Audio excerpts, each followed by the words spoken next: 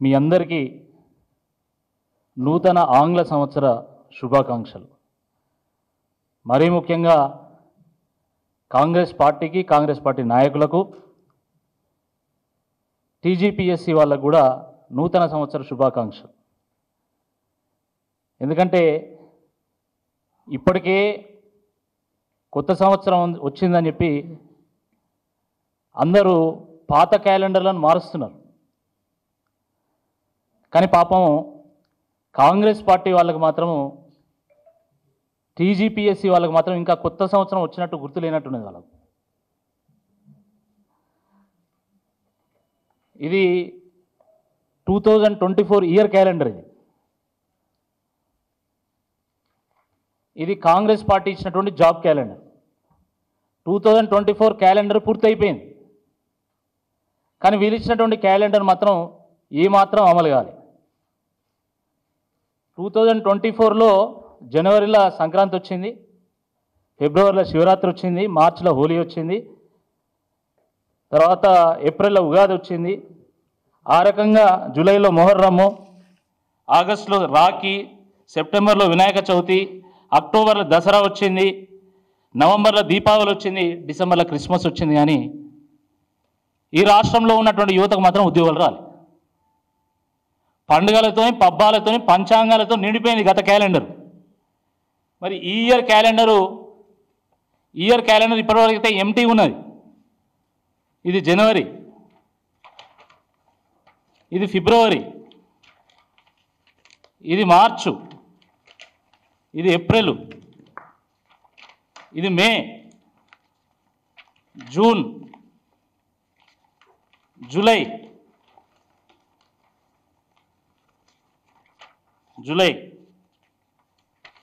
August, September,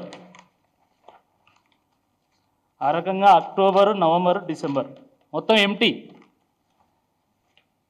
మరి గత సంవత్సరంలానే ఈ సంవత్సరం కూడా ఈ కాంగ్రెస్ ప్రభుత్వం, టీజీపీఎస్సీ కలిసి ఈ క్యాలెండర్ను కూడా పంచాంగాలతోని, పండుగలతోని, పబ్బాలతోని నింపుతారా అని ఈ సందర్భంగా మేము ప్రశ్నిస్తూ ఉన్నాం. మీకేమో అధికారం వచ్చిందని చెప్పేసి మీరు పండుగ చేసుకుంటున్నారు. కానీ ఈ రాష్ట్రంలో ఉన్నటువంటి నిరుద్యోగ యువత మాత్రమో వాళ్ళకు ఎండుగా అవుతున్నది. మీకు పండుగ అవుతుంటే వాళ్ళకి ఎండుగా అవుతుంది. ఈ సంవత్సరమైనా ఈ పండుగలు, పబ్బాలతో పాటు, పంచాంగాలతో పాటు మధ్యలో ఏమైనా జాబ్స్ ఇచ్చేది ఏమైనా ఉన్నదా అని అడుగుతున్నాం. నేను ఎందుకు అడుగుతున్నా అంటే, మీరు చూడండి, 2025 రాగానే యూపీఎస్సీ తన క్యాలెండర్ని రిలీజ్ చేసింది. Union public service commission. తర్వాత ముఖ్యమంత్రి రేవంత్ రెడ్డి గారు అప్పుడెప్పుడో కొత్తగా ప్రభుత్వం వచ్చిన కొత్తలో చెప్పిండు, తన రాజకీయ గురువు అయినటువంటి చంద్రబాబు నాయుడు గారిని ఆదర్శంగా తీసుకొని నేను పరిపాలన చేస్తా, ఆయన రోజుకు 18 గంటలు పనిచేస్తున్నావు అంటే నేను కూడా ఆయనతో పాటు పోటీ పడాల్సి ఉంటుంది అని చెప్పిండు. మరి ఆయన నిన్న ఏపీఎస్సీ క్యాలెండర్ని రిలీజ్ చేసిండు. ఇప్పటి వరకు మాత్రం రేవంత్ రెడ్డి గారి ప్రభుత్వము ఈ జాబ్ క్యాలెండర్ విషయంలో కనీసం ఊసెత్తడం లేదు. హైకోర్టు కూడా జ్యుడిషియరీ రిక్రూట్మెంట్స్ విషయంలో 2025 క్యాలెండర్ రిలీజ్ చేసింది. కానీ టీజీపీఎస్సీ మాత్రం ఇప్పటివరకు క్యాలెండర్ రిలీజ్ చేయలేదు. నేను గతంలో కూడా చెప్పిన, గతంలో చూపెట్టినా, నేను తమిళనాడు పబ్లిక్ సర్వీస్ కమిషన్ కానీ, బీహార్ పబ్లిక్ సర్వీస్ కమిషన్ కానీ, యూపీఎస్సీ పబ్లిక్ సర్వీస్ కమిషన్ కానీ, దాంట్లో జాబ్ క్యాలెండర్ అంటే దాంట్లో జాబ్ ఉంటుంది, క్యాలెండర్ కూడా ఉంటుంది. క్యాలెండర్ అంటే కేవలం మంత్ కాదు, దాంట్లో ఏ డేట్ రోజు ఎప్పుడు నోటిఫికేషన్ ఇస్తారు, ఎప్పుడు పరీక్షలు నిర్వహిస్తారు, ఎప్పుడు ఫలితాలు వస్తాయి, ఎప్పుడు రిక్రూట్మెంట్ అవుతుంది అనేది కూడా వాళ్ళు చెప్తారు దాంట్లో. కానీ వీళ్ళు ఇచ్చినటువంటి జాబ్ క్యాలెండర్లో జాబు లేదు, డేటు లేదు. మైసూర్ బజ్జీలో మైసూర్ అని ఉంటుంది, బజ్జీ అని ఉంటుంది మైసూర్ లేకపోయినా. బొంబాయి రవ్వలో రవ్వ అయినా ఉంటుంది బొంబాయి లేకపోయినా. కానీ వీళ్ళు ఇచ్చినటువంటి జాబ్ క్యాలెండర్లో జాబు లేదు, క్యాలెండర్ లేదు. ఇది బఠానీలు కట్టుకోవడానికి కూడా పనిచేయదు. ఈ జాబ్ క్యాలెండరు బఠానీలు, పుట్నాలు కట్టుకోవడానికి కూడా పనిచేయదు. ఇదో క్యాలెండర్, వీళ్ళదో ప్రభుత్వం. వీళ్ళు మళ్ళీ పెద్దగా మొత్తం యువతనంతా ఉద్ధరించినట్టు రోజు రేవంత్ రెడ్డి గారు ఒకటే ప్రకటనలు, మొత్తం అక్కడ ఓటింగ్ల మీద ప్రకటనలు 50,000 ఉద్యోగాలు ఇచ్చిన. మంది పెళ్లిళ్లకు మంగళారతులు పట్టమంటే ఫస్ట్ ఉంటాడు రేవంత్ రెడ్డి. ఫస్ట్ కొంచెమన్నా సిగ్గుండాలా?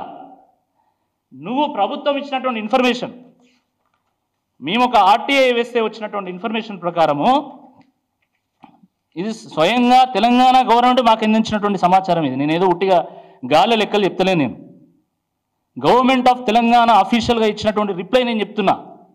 వీళ్ళు ఇచ్చినటువంటి రిప్లై ప్రకారము మొత్తం 12,000 ఉద్యోగాలు ఇచ్చినామన్నారు. దాంట్లో మేము అడిగినటువంటి క్వశ్చన్ ఏంటంటే, ఈ 12,000 ఉద్యోగాలకు నువ్వు ఎప్పుడెప్పుడు నోటిఫికేషన్ వచ్చిందో అది కూడా స్పష్టం చేయని చెప్పి అడిగినాం. అడిగితే వాళ్ళు చెప్పింది ఏంటంటే, ఈ 12,000 ఉద్యోగాల్లో ఇప్పటి వరకు వీళ్ళు ఇచ్చినటువంటి నోటిఫికేషన్ కేవలం గ్రూప్ 1కి సంబంధించింది మాత్రమే 2024లో. అది తప్ప వీళ్ళు ఇచ్చినటువంటి నోటిఫికేషన్ ద్వారా ఇప్పటి వరకు ఉద్యోగాలు వచ్చింది ఒక్కటి కూడా లేదు. స్వయంగా అనేక పత్రికల్లో కూడా ఇచ్చింది. కాంగ్రెస్ ప్రభుత్వంలో ఇచ్చినటువంటి నోటిఫికేషన్లు 12,527. కాంగ్రెస్ ప్రభుత్వంలో ఇచ్చినటువంటి నోటిఫికేషన్ మేము చెప్తలేం, పత్రికలు చెప్తున్నాయి. బీఆర్ఎస్ హయాంలో ఇచ్చినటువంటి నోటిఫికేషన్లు 50,000. మా సొంత కవిత్వం కాదు ఇది, పత్రికలు రాస్తున్నాయి. ప్రభుత్వమే ఎంబలంతోనే సంతకంతోనే రాసి మరి మాకు ఇచ్చింది. మేము ఇచ్చింది కేవలం 12,000 ఉద్యోగాలే. దాంట్లో 2024 దాని తర్వాత అంటే 2024 నుండి ఇప్పటి వరకు వచ్చినటువంటి నోటిఫికేషన్ల ద్వారా వచ్చే ఉద్యోగాలు కేవలం 500 అని. మరి మీరు ఎట్లా చెప్తారు మేమే ఉద్యోగాలు ఇచ్చినామని? మీరు చెప్పే అబద్ధాలు చెప్పలేక మైకులు కూడా ఊరేసుకునే పరిస్థితి వచ్చింది. పచ్చి అబద్ధాలు, నోరు తెరిస్తే అబద్ధం. ఇంకా మళ్ళీ సిగ్గు లేకుండా ప్రభుత్వానికి ఆదాయం లేదు, ప్రతి నెల 22,000 కోట్ల రూపాయలు కావాలి, కానీ 18,000 కోట్ల రూపాయలే ఆదాయం వస్తుంది. ఇంకా 4,000 కోట్ల రూపాయల ఆదాయం ఎట్లా తేవాలి అని చెప్పేసి నేను ఆలోచిస్తున్నా అని చెప్పేసి నిన్న మాట్లాడుతాడు. ఎందుకు? సర్వశిక్ష అభియాన్ వాళ్ళు పోయి మమ్మల్ని రెగ్యులరైజ్ చేయమంటే రోజుకో బాంబు పేల్చేటువంటి రేవంత్ రెడ్డి గారు నిన్న ఒక బాంబు పేల్చిండు. ఏమని? నేను రెగ్యులరైజ్ చేయలేను, అది సెంట్రల్ స్కీమ్ అని చెప్పేసిండు. మరి ఆ రోజు ఏం మాట్లాడినావు నువ్వు? మా హనుమకొండలో ఏకశిలా పార్క్ దగ్గర ఛాయ తాగేంత సమయంలో నేను మీ సమస్యను పరిష్కారం చేస్తా అన్నాడు సర్వశిక్ష అభియాన్ ఉద్యోగస్తులతో. మరి ఈయనకి ఎవరు ఛాయ్ ఇస్తలేరా? వాళ్ళ ఇంట్లో ఛాయ్ పెడతలేరా? వాళ్ళ ఇంట్లో ఛాయ్ పత్త లేదా? చక్కెర లేదా? పాలు లేవా? నేను అందుకనే మొన్న ములుగు, కొత్తగూడెం, ఖమ్మం ఈ జిల్లాలంతా సర్వశిక్ష అభియానం సంబంధించిన ధర్నాలో నేను పాల్గొని మరీ చెప్పిన. మీరు 20,000 మంది ఉన్నారు, మీరు మనిషికో ఛాయ్ పత్త పొట్లం ఉన్నో, ఓ చక్కెర పొట్లం, ఓ పాల ప్యాకెట్ పంపుల్లో అప్పుడన్నా సిగ్గొస్తుంది రేవంత్ రెడ్డి గారికి అని చెప్పిన. మళ్ళీ నిన్న శుద్ధి పూస అయినట్టు నాకు డబ్బులు లేవు కాబట్టి నేను ఇవ్వలేకపోతున్నా, 1వ తారీఖు అయితే మీకు జీతం ఇస్తున్నా కానీ మిమ్మల్ని రెగ్యులరైజ్ చేయ, మీకు పే స్కేల్ లేదు, మన్ను లేదు, మశానం లేదని నిన్న చెప్పాడు. మరి ఆ రోజు ఏం మాట్లాడినావు అంటే ఓడెక్కదాకా ఓడమల్లన్నా, ఓడ దిగినాక బోడమల్లన్నా. ఇది కాంగ్రెస్ పార్టీ విధానం. కొంచెమన్నా ఆలోచన ఉన్నదా? ఆ రోజు మీరు 2 లక్షల ఉద్యోగాలు వచ్చిన మొదటి సంవత్సరంలోనే నిరుద్యోగ యువతకు అందిస్తామంటేనే కదా ఈ నిరుద్యోగ యువత ఆ రోజు బస్సు యాత్రలు చేసింది. ప్రతి గ్రామానికి, ప్రతి తండకు, ప్రతి గూడానికి వెళ్ళి ప్రతి గుండెను తట్టి మాకు కాంగ్రెస్ ప్రభుత్వం వస్తే మాకు ఉద్యోగాలు వస్తాయి, కాబట్టి దయచేసి మీరు కాంగ్రెస్ పార్టీకి ఓటేయమంటే 1,000,000 మంది 1,000,000 ఆశలతోని ఆ రోజు ఓట్లు వేస్తే కాంగ్రెస్ పార్టీ అధికారంలోకి వచ్చింది. వాస్తవం కాదని అడుగుతున్నా. ఎన్నికల్లో వాడేటువంటి మైకుల్లాగా, వ్యానుల్లాగా యువతను వాడుకొని అవతల పడేసిండ్రు. ఇది వాస్తవం కాదని నేను అడుగుతున్నా. ఆ రోజు నేను ఎమ్మెల్సీ పోటీ చేసినప్పుడు కూడా కొత్తగా కాంగ్రెస్ ప్రభుత్వం వచ్చింది, ఇంకా మాకు ఆశలు ఉన్నాయి, వీళ్ళ ప్రభుత్వం కొనసాగితే ఎమ్మెల్సీ కనుక కాంగ్రెస్ పార్టీ గెలిస్తే మాకు న్యాయం జరుగుతుందని చెప్పి ఆ రోజు జియో 46 బాధితులు గ్రూప్ 1 అవునా? ఏం సమాధానం చెప్తారు మీరు? ఈరోజు కొంతమంది నిరుద్యోగులను వాడుకొని ఎమ్మెల్యే లైన్లు, ఎంపీ లైన్లు, ఎమ్మెల్సీ లైన్లు, వాళ్ళ సమాధానం ఏందని నేను అడుగుతా ఉన్నా. ఈరోజు పెద్ద పెద్ద లాయర్లను పెట్టి కోట్ల రూపాయలు వెచ్చించి ఈరోజు నిరుద్యోగులు కోర్టు మెట్టులు ఎక్కితే, ఎందుకంటే ప్రభుత్వం న్యాయం చేస్తలేదు కాబట్టి, ఆ రోజు హామీ ఇచ్చినటువంటి కాంగ్రెస్ పార్టీ కనీసం అపాయింట్మెంట్లు ఇస్తలేదు కాబట్టి వాళ్ళు సుప్రీంకోర్టు మెట్లు ఎక్కి సుప్రీంకోర్టు ఆ తలుపులు తడుతూ ఉంటే మీరు కోట్ల రూపాయలు వెచ్చించి ఈరోజు నిరుద్యోగులను ఓడిస్తూ ఉన్నారు ప్రతి కేసులో. ఇది వాస్తవం కాదా అని నేను అడుగుతున్నా. ఇది మీరు చేస్తున్నటువంటి మోసం కాదా అని నేను అడుగుతా ఉన్నా. జియో 46 విషయంలో ఆ రోజు మీరేం చెప్పింది, ఈరోజు మీరేం చేస్తున్నారు? బీసీ కులగణన గురించి మాట్లాడతారు వీళ్ళు, పెద్ద పెద్ద ఉపన్యాసాలు ఇస్తారు, లెక్చర్లు దంచుతారు అసెంబ్లీలలో. మరి జియో 29 విషయంలో సామాజిక న్యాయానికి మీరు ఎందుకు అడ్డుపడుతున్నారని నేను అడుగుతున్నా. జియో 29ను తీసుకొచ్చి ఈరోజు ఓపెన్ కేటగిరీలో ఎస్సీ ఎస్టీ బీసీలు పోటీ పడకుండా చేసి వాళ్ళ గొంతు నొక్కి వాళ్ళని సర్వనాశనం చేస్తున్నది వాస్తవం కాదని నేను అడుగుతా ఉన్నా. మరి అలాంటప్పుడు జియో 29 మీరు ఎట్లా సమర్థిస్తారు? జియో 55ని ఎందుకు కొట్టేస్తారు? జియో 29 వల్ల ఈరోజు జాబులు కోల్పోతున్నటువంటి ఈ బీసీ ఎస్సీ ఎస్టీ అభ్యర్థులకు మీరు ఇచ్చేటువంటి సమాధానం ఏందని చెప్పి ఈ సందర్భంగా అడుగుతా ఉన్నాను. ఈ ప్రభుత్వం ఎంత ఘోరం అంటే ఇతరట surveying is a technical job. సాంకేతిక పరిజ్ఞానంతో కూడుకున్నటువంటి ఉద్యోగం అది. విఆర్ఓని తీసుకొచ్చి నువ్వు వాడు పాయింట్ పెట్టమంటే ఆయన పెడతాడు. ఆయనకి ఏం తెలుస్తుంది? విఆర్ఓ పని విఆర్ఓ చేయాలి, సర్వేయర్ పని సర్వేయర్ చేయాలి. కానీ ఏం చేస్తున్నారు? ఈరోజు డిప్యూటీ సర్వేయర్ పోస్టులో విఆర్ఓని తీసుకొచ్చి పెడతారట. ఇప్పుడు తీసుకొచ్చి పెట్టి మళ్ళీ అవి మేమే ఇచ్చినాం ఇప్పుడు ఉద్యోగాలు. ఈ రాష్ట్రంలో 12,000 మంది విఆర్ఓలు కావాలి. దమ్ముంటే 12,000 మంది విఆర్ఓలకు నువ్వు నోటిఫికేషన్ ఇయ్యి. పాత విఆర్ఓలు ఆల్రెడీ వేరే వేరే డిపార్ట్మెంట్లో రిక్రూట్ అయ్యి లేదా? ఇప్పుడు వాళ్ళని తీసుకొచ్చి నువ్వు మళ్ళీ విఆర్ఓ పొజిషన్లో పెడితే ఏ డిపార్ట్మెంట్ నుండి వాళ్ళని తీసుకొచ్చినా కూడా మళ్ళీ ఆ డిపార్ట్మెంట్లో అయితే ఖాళీ ఏర్పడుతుంది కదా. మరి దాని నోటిఫికేషన్ సంగతి ఏంది? ఆ ఖాళీలు ఏర్పడినప్పుడు అక్కడ నువ్వు మళ్ళీ కొత్తగా నోటిఫికేషన్ ఇచ్చేది. ఇప్పుడు విఆర్ఓలకే నువ్వు కొత్తగా నోటిఫికేషన్ ఇవ్వచ్చు కదా. ఈ 12,000 విఆర్ఓ పోస్టులకు తక్షణమే నోటిఫికేషన్ విడుదల చేయాల్సిందే. ఈ సందర్భంగా బీఆర్ఎస్ పక్షాన మేము డిమాండ్ చేస్తూ ఉన్నాం. అదేవిధంగా సర్వేయర్ పోస్టులలో బీటెక్ సివిల్ చదివినటువంటి వాళ్ళని కానీ, సివిల్ డిప్లొమా చేసినటువంటి వాళ్ళని కానీ, డ్రాఫ్ట్మెన్ చేసినటువంటి వాళ్ళని కానీ వాళ్ళతోని దీన్ని భర్తీ చేయాలి. కానీ విఆర్ఓలతో ఎట్టి పరిస్థితుల్లో భర్తీ చేయొద్దు అని చెప్పి ఈ సందర్భంగా మేము కోరుతా ఉన్నాము. ఇక నిన్న మొన్న మీకు తెలుసు విద్యుత్ సౌదా దగ్గర ఏఈగా రిక్రూట్ కావాల్సినటువంటి వాళ్ళు ధర్నా చేసిన మొన్న. వాళ్ళ ఫలితాలు వచ్చినాయి, వాళ్ళ సర్టిఫికేట్ వెరిఫికేషన్ అయిపోయింది. ఇక రేపో ఎల్లుండో నియామక పత్రం ఇస్తామని చెప్పి ఇప్పుడు 100 రోజుల నుంచి వాళ్ళకి నియామక పత్రం ఇవ్వలే. నిన్న మొన్న మేము మాట్లాడితే ఇప్పుడు మళ్ళా 6వ తారీఖు వాళ్ళని పిలుస్తానట. అంటే బీఆర్ఎస్ పార్టీ మాట్లాడితే తప్ప ఈరోజు ప్రభుత్వానికి సోయి లేదు. అది నిరుద్యోగుల పక్షానైనా, రైతుల పక్షానైనా, కార్మికుల పక్షానైనా, మహిళల పక్షానైనా, విద్యార్థుల పక్షానైనా బీఆర్ఎస్ పార్టీ మాట్లాడితే తప్ప ఈరోజు ప్రభుత్వానికి సోయి రావడం లేదు. సెల్ఫ్ డిక్లరేషన్ చేయాలట రైతు బంధుకు. రైతు అనే వ్యక్తి ఫస్ట్ రైతును అవమానించింది మీరు. అసెంబ్లీలో చర్చ పెట్టి ఎవరో దొంగలు ప్రభుత్వ సొమ్మును, ప్రజా సొమ్మును దగా చేస్తున్నట్టు, దోపిడీ చేస్తున్నట్టు మీరు రైతుల గురించి మీరు అసెంబ్లీలో చర్చ పెట్టి వాళ్ళని అవమానించింది. రైతులను అవమానితులను చేసిండ్రు. ఇప్పుడు ఏం చేస్తున్నారు? రైతులు సెల్ఫ్ డిక్లరేషన్ చేయాలి. ఏ రైతు అయినా కూడా పత్తి వేసినా కూడా నేను 2 పంటలు వేస్తున్నా అని చెప్తాడు. మిర్చి వేసినా కూడా నేను 2 పంటలు వేస్తున్నా అని చెప్తాడు. ఆశతో నేను 2 పంటలు నేను వేసుకుంటున్నా కాబట్టి నాకు 2 పంటలకు మీరు రైతు బంధు ఇవ్వాలంటాడు, రైతు భరోసా ఇవ్వాలంటాడు.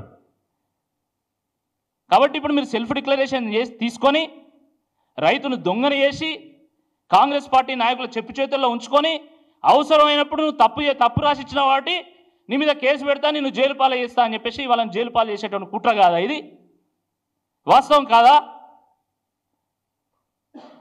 కాబట్టి ఈ రకమైనటువంటి మోసాలకు ప్రభుత్వం పాల్పడుతున్నది.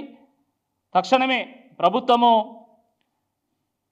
యూపీఎస్సీ మాదిరిగా 2025కు గాను డేట్స్, జాబ్స్తో కూడుకున్నటువంటి ఒక క్యాలెండర్ను రిలీజ్ చేయాల్సిందే ఈ సందర్భంగా మేము డిమాండ్ చేస్తూ ఉన్నాము. అదేవిధంగా మరి సర్వేయర్స్ పోస్ట్లో సివిల్ ఇంజనీర్స్నే, సివిల్ డిప్లొమా డ్రాఫ్ట్మెన్స్తోనే నింపాల్సిందిగా డిమాండ్ చేస్తున్నాము. అదేవిధంగా జీవో 29 విషయంలో మేము తప్పు చేసినాము, మీ సామాజిక న్యాయానికి కట్టుబడి ఉన్నామని చెప్పి మీరు ఇప్పటికైనా మీరు ఒక ప్రకటన చేయాలి. జీవో 29 వల్ల నష్టపోయినటువంటి అభ్యర్థులకు మీ నుండి ఒక ప్రకటన విడుదల చేయాల్సిందే ఈ సందర్భంగా డిమాండ్ చేస్తున్నాము. తప్పకుండా మాకు నమ్మకం ఉన్నది, కనీసం ఈ సంవత్సరం అయినా నిరుద్యోగులకు న్యాయం చేస్తారని, నిరుద్యోగులకు కావాల్సినటువంటి నోటిఫికేషన్లు అవన్నీ విడుదల చేస్తారని మేము నమ్ముతున్నాం. లేదంటే తప్పకుండా మేము బీఆర్ఎస్ పార్టీ పక్షాన మేము నోటిఫికేషన్ ఇస్తాం. రాబోయేటువంటి స్థానిక సంస్థల ఎన్నికల్లో అది సర్పంచ్ ఓట్లు కానీ, ఎంపీటీసీ కానీ, జెడ్పీటీసీ కానీ, మున్సిపల్ ఎన్నికల్లో కానీ మేమే నోటిఫికేషన్ ఇస్తాం. కాంగ్రెస్ పార్టీని బొందబెట్టండి అని చెప్పేసి యువతకు పిలుపునిచ్చేటువంటి ఒక నోటిఫికేషన్ మేము విడుదల చేస్తాం, జాగ్రత్త అని చెప్పి ఈ సందర్భంగా హెచ్చరిస్తున్నాం. మీరు చెప్పిన ఉద్యోగాలన్నీ, మీరు నిర్వహించినటువంటి పరీక్షలన్నీ, మీరు ఇచ్చినటువంటి ఉద్యోగాలన్నీ, మీరు 2 లక్షల ఉద్యోగాలు ఇస్తామన్నారు. స్వయంగా ప్రభుత్వం మాకు రాసిచ్చినటువంటి ఆర్టీఐ మాకు రాసిచ్చినటువంటి ఇన్ఫర్మేషన్ ప్రకారము వీళ్ళు ఇచ్చింది 12,000 ఉద్యోగాలు. మేము ఆ సొంత కవిత్వం చెప్తలేము, ఆర్టీఐ నేను చెప్తున్నా. వాళ్ళు ఇచ్చింది 12,000 ఉద్యోగాలు. ఈ 12,000 ఉద్యోగాల్లో 2024 వచ్చినటువంటి నోటిఫికేషన్ ఒకటి. అంటే మరి మీరు ఉద్యోగాలు ఇచ్చినట్ట ఇవ్వనట్ట మీరే చెప్పండి. వివిధ పత్రికల్లో కథనాలు వచ్చినాయి, వివిధ పత్రికల్లో. మరి ఒకవేళ పత్రికలు తప్పు చేసే వాళ్ళ మీద మీరు అనేక కేసులు పెడుతున్నారు, దీని మీద కూడా కేసు పెట్టాలి. ఎందుకు పెడతలేరు మీరు? వీళ్ళు ఇచ్చిన ఉద్యోగాలు కేవలం 12,000 అని చెప్పేసి పత్రికల్లో ప్రకటనలు వచ్చినాయి. మరి ఎందుకు కేసు పెడతలేరు? పెట్టొచ్చు కదా, చాలా విషయాలు పెడతాను కదా. మీకు నచ్చని పత్రికల మీద, జర్నలిస్టుల మీద మీరు కేసులు పెడుతున్నారు, వీళ్ళ మీద కూడా పెట్టాలి. ఎందుకు పెడతలేరు? అంటే ప్రభుత్వం ఈరోజు మసిబూసి మారేడుకాయ చేసేటువంటి ప్రయత్నం చేస్తున్నది, నిరుద్యోగులను నిండా ముంచేటువంటి ప్రయత్నం చేస్తూ ఉంది. 10 ఏళ్ళ పాలన సందర్భంగా బీఆర్ఎస్ 10% కూడా ఇవ్వలేదు మీరు. వాస్తవం కాదా? వాస్తవం. మీ అనేక సందర్భాల్లో కేటీఆర్ గారు ప్రెస్ మీట్ పెట్టి మరీ చెప్పిండు, రిటర్న్గా ప్రెస్ నోట్ ఇచ్చిండు, రిటర్న్గా ప్రభుత్వము టీఎస్పీఎస్సీ ద్వారా కూడా విడుదల చేసింది. దాన్ని మీరు ఎందుకు మీరు పేపర్ పట్టుకొని మీరు ఎందుకు ప్రూవ్ చేయరు? లేదు టీఆర్ఎస్ పార్టీ మేము అప్పుడు ఉన్నప్పుడు ఉద్యోగాలు ఇవ్వలేదని మీరు ఎందుకు ప్రూవ్ చేయట్లేదు? ఊరికే ఎందుకు మాటలు చెప్తున్నారు? ఆ రోజు ఉద్యోగాలు ఇచ్చింది వాస్తవమే, కానీ యాస్పిరెంట్స్కి ఇంకా ఎక్కువ ఎక్స్పెక్టేషన్స్ ఉండే, ఆ ఎక్స్పెక్టేషన్స్ మీట్ కాలేకపోయింది బీఆర్ఎస్ ప్రభుత్వం. సో ప్రజలు ఓడిచ్చింది. బట్ ఈరోజు 2 లక్షల ఉద్యోగాలు ఇస్తామని హామీ ఇచ్చినటువంటి కాంగ్రెస్ ప్రభుత్వము సంవత్సర కాలంలో ఏం చేసింది? మీరు ఎవరికి ఉద్యోగాలు ఇచ్చింది? దీని మీద చర్చ జరగాల్సినటువంటి అవసరం ఉంది.